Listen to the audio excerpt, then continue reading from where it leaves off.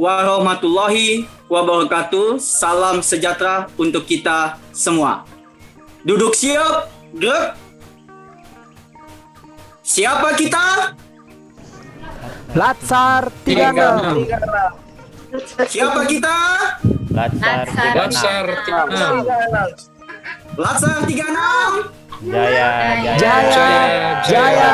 Jaya Luar biasa. Duduk istirahat, gerak. Kami dari kelompok 3, Angkatan 36, Kabupaten Tanah Tidung, Provinsi Kalimantan Utara akan mempresentasikan hasil diskusi kami tentang isu dilema pelaksanaan pembelajaran tatap muka. Sebelumnya, saya akan memperkenalkan rekan kelompok saya. Saya Rizky Latif sebagai ketua kelompok, Bapak Muhammad Stephen Hidayatullah sebagai editor, Ibu Anita Dewi sebagai editing, serta rekan kelompok saya, Dr. Irwanto, Dr. Surya, Bapak Abdul Wahab, Bapak Heru Setiawan, Bapak Muhammad Afrizan, serta Ibu Farida. Selanjutnya, saya langsung beri kesempatan kepada Bapak Muhammad Stephen untuk menyampaikan presentasi dari kelompok kami. Waktu dan tempat saya persilakan.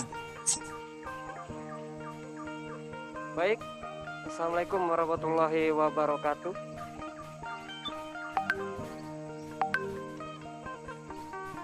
Baik, untuk materi yang akan kami angkat, sebelum kita masuk jauh lebih dalam, saya akan menjelaskan terlebih dahulu apa itu isu kontemporer.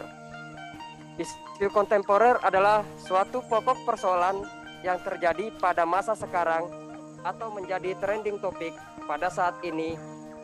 Jadi solusi penyelesaiannya harus sesuai dengan masa sekarang, yaitu masa modern. Lanjut.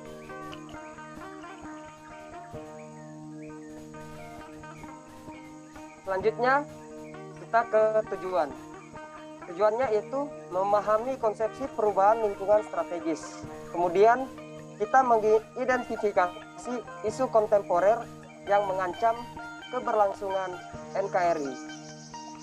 Selanjutnya kita menerapkan teknik analisis isu kontemporer dalam pelaksanaan tugas CPNS. Selanjutnya waktu dan tempat saya persilakan untuk Dr. Irwanto. Terima kasih. Baik, terima kasih Saudara Muhammad Stephen. Baik, akan melanjutkan di mana untuk mendapatkan isu kontemporer yang kami pilih nanti. Yang pertama, kami akan membuat list isu kontemporer terlebih dahulu. Ada beberapa list. Kemudian dari beberapa list tersebut kami akan menggunakan teknik USG ataupun urgensi, seriousness, dan growth untuk melihat seberapa prioritasnya permasalahan ataupun isu tersebut. Kemudian isu yang paling tinggi nilainya ataupun skornya merupakan isu yang akan kami pilih dan akan kami analisis ke analisis fishbone untuk melihat akar permasalahannya seperti apa. Lanjut. Baik, ada 4 analisis isu kontemporer yang kami pilih. Yang pertama itu adalah protokol kesehatan, yaitu belum optimalnya pemakaian masker. Kemudian yang kedua adalah penolakan vaksin. Yang ketiga adalah penyalahgunaan dana bantuan COVID.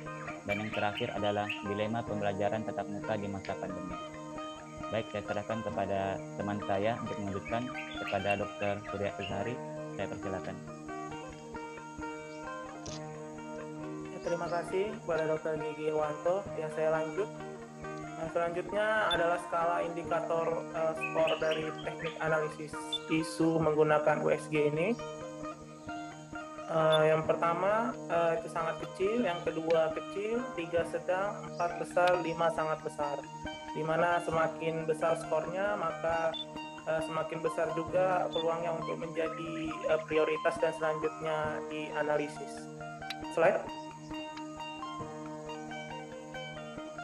Ya, ini teknik analisis isu menggunakan USG, dan ini ada 4 isu.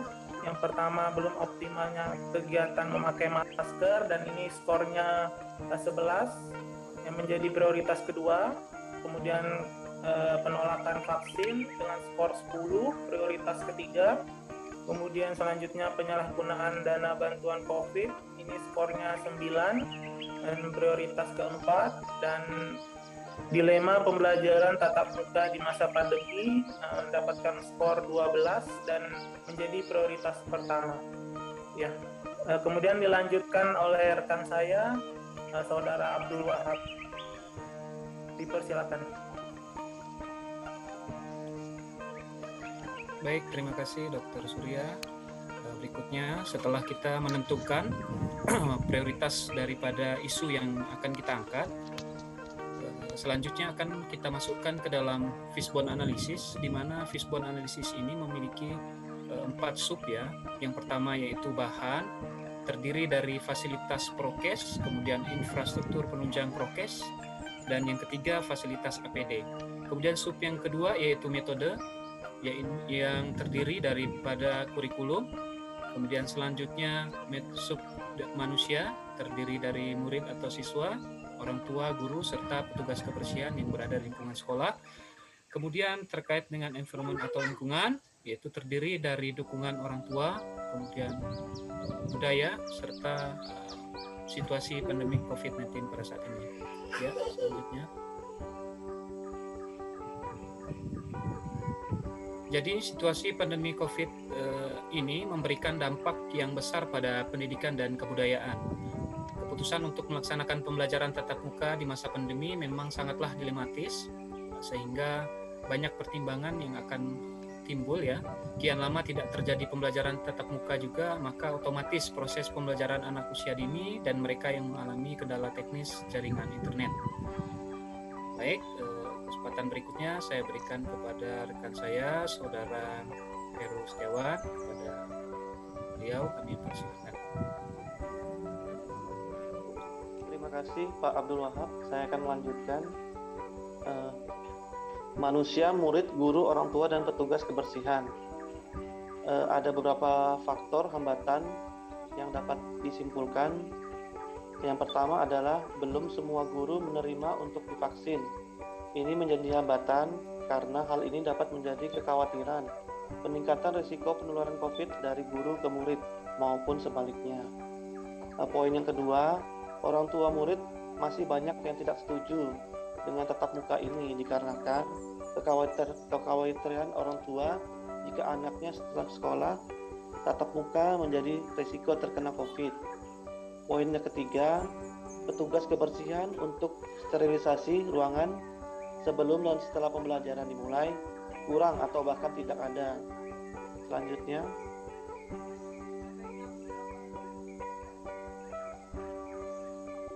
metode kurikulum pembelajaran.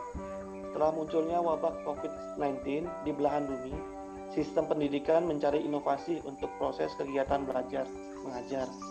Terlebih ada surat edaran nomor 4 tahun 2020 dari Menteri Pendidikan dan Kebudayaan yang menganjurkan seluruh kegiatan di institusi pendidikan harus jaga jarak dan seluruh penyampaian materi dilakukan secara BDR, yaitu belajar di rumah. Namun ketika permasalahan wabah COVID yang berkepanjangan menimbulkan masalah baru dalam pelaksanaan BDR sehingga perlu inovasi dalam metode pembelajaran. Selanjutnya, saya serahkan ke rekan selanjutnya.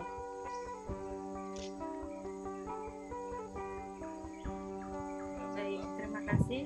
Selanjutnya bahan dan fasilitas APD, infrastruktur penunjang prokes, tempat cuci tangan, fasilitas prokes. Hambatannya adalah satu, kurangnya dana anggaran sekolah untuk memenuhi fasilitas prokes. Yang kedua adalah lokasi sekolah yang terpencil, ketersediaan sarana sanitasi air bersih kurang optimal. Pencegahan dan penanggulangannya adalah dana bantuan operasional sekolah atau dana BOS, serta bantuan operasional penyelenggaraan BOP, PAUD, dan pendidikan kesetaraan di masa kedaruratan COVID-19 dapat digunakan untuk mendukung kesiapan satuan pendidikan. Selanjutnya.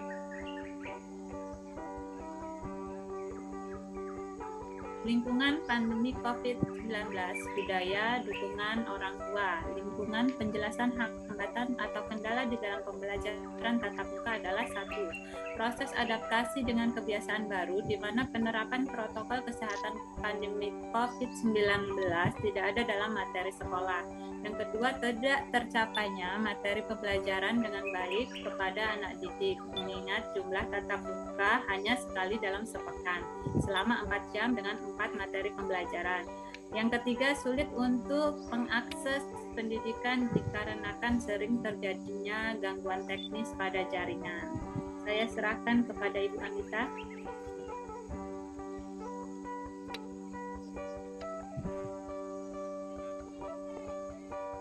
Terima kasih. Saya akan memaparkan tentang analisa SWOT-nya yang faktor internal, strength atau kekuatan. Poin pertama, terlaksananya pembelajaran tatap muka di masa pandemi. Poin yang kedua, lebih efektif pembelajaran tatap muka. Yang ketiga, meningkatnya motivasi siswa dalam mengikuti pembelajaran. Untuk kelemahan, belum semua guru divaksin. Kemudian kurangnya anggaran untuk memenuhi fasilitas dan APD di sekolah. Poin yang ketiga, fasilitas prokes belum maksimal. Untuk faktor eksternalnya yaitu opportunity atau peluang. Poin yang pertama, peserta didik dapat lebih optimal mendalami materi pembelajaran, dukungan dari pemerintah, kemudian menumbuhkan kesadaran untuk mematuhi prokes. Poin yang keempat, berkurangnya peluang penularan COVID-19. Untuk berikutnya, threat atau ancaman. Poin yang pertama, meningkatnya potensi terjadinya penularan COVID-19 saat proses pembelajaran tatap muka. Poin yang kedua, rentan terjadi perubahan kebijakan saat terjadi penularan COVID-19 di sekolah tersebut. Kemudian, menghasilkan generasi anak didik yang minim jiwa sosial. Poin yang keempat, penurunan minat belajar siswa. Sikap yang perlu dibangun oleh ASN. Yang pertama, pemberian pemahaman prokes tentang alur pembelajaran tatap muka. Kemudian meningkatkan kerjasama antara guru dan orang tua untuk mengawasi siswa menjalankan prokes selama pembelajaran tatap muka. ASN menjadi role model di lingkungan sekolah dan masyarakat.